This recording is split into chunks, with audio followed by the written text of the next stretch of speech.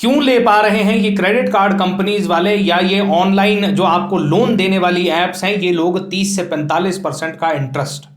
क्योंकि ये अच्छे तरीके से जानते हैं कि ऐसे बहुत सारे मूर्ख भरे पड़े हैं जो 50,000 की सैलरी का 75% तक लोन में दे देने के लिए तैयार होंगे, ईएमआईज में दे देने के लिए तैयार होंगे, और वो भी उन चीजों के लिए जिनकी उनको कोई जरूरत नहीं है या जिन चीजों की उनकी लाइफ में कोई वैल्यू नहीं है।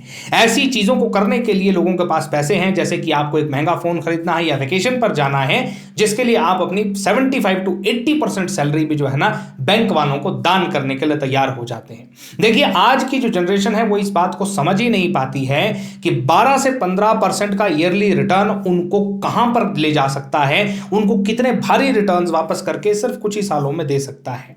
वो क्या करेंगे कि देखिए, कहीं ना कहीं से वीडियो देखा और उसके बाद इन्वेस्ट करने के लिए चाहिए 5 लाख रुपए, चाहे उसके लिए वो कर्ज ही करेंगे। अच्छा, उस कर्ज को लेने के बाद उस 5 लाख को इन्वेस्ट कहां करेंगे? या तो उसको इंट्राडे में जला देंगे या ऑप्शन ट्रेडिंग में बर्बाद कर देंगे।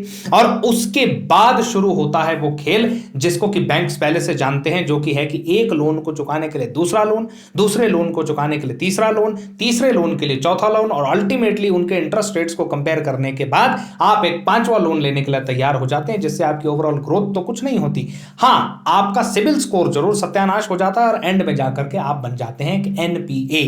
फिर आप वीडियोस तलाश करने लगते हैं कि भाई इन लोन्स को चुकाएं कैसे। भाई देखिए, 2 या 4 साल इसी तरह की हाथ पैर की मशक्कत करने के बाद फिर मार्केट को गाली दे करके हमारी जनरेशन दोबारा से अपनी जॉब में लग जाती है। एक बात को बड़े ध्यान से समझ लो, आप जो 1 करोड़ कमाने की, 2 करोड़ कमाने की वीडियोस देखते हैं, उस अमाउंट ऑफ मनी को कमाने के लिए, उस कॉर्पस ऑफ मनी को कमाने के लिए बहुत तगड़ा डिसिप्लिन लगता है। जब तक आप उसके प्रोसेस को जानते नहीं हैं, आप उसको कर नहीं सकेंगे। और उसका प्रोसेस अगर सिंपली समझा जाए तो उसका सबसे पहला प्रोसेस शुरू होता है आपके फाइनेंशियल डिसिप्लिन से, कि आप अपने पैसे को खर्च कहां कर रहे हैं, आपके पास कितना पैसा आ रहा है। आप उसको पहले सेव करेंगे, उसका इमरजेंसी फंड अलग करेंगे, उसके बाद उसको इक्विटीज या म्यूचुअल फंड्स या बॉन्ड्स या गोल्ड्स में इन्वेस्ट करेंगे। जो बात हम समझ नहीं पाते हैं वो ये है कि ये कोई मजाक का काम नहीं है कि भैया हाँ उसने जो है ना 2 करोड़ कमा लिए तो हम भी कमा लेंगे। आपका इनकम लेवल भी उतना होना चाहिए कि आप उतना इन्वेस्ट कर सकें। देखिए, अब आप अगर साल का 15% कमाने के बारे में सोच रहे हैं या 10% भी कमाने के बारे में सोच रहे हैं, तो आपका ओवरऑल इन्वेस्टमेंट अगर 10 लाख है तो आप एक साल में 1 लाख कमा पाएंगे।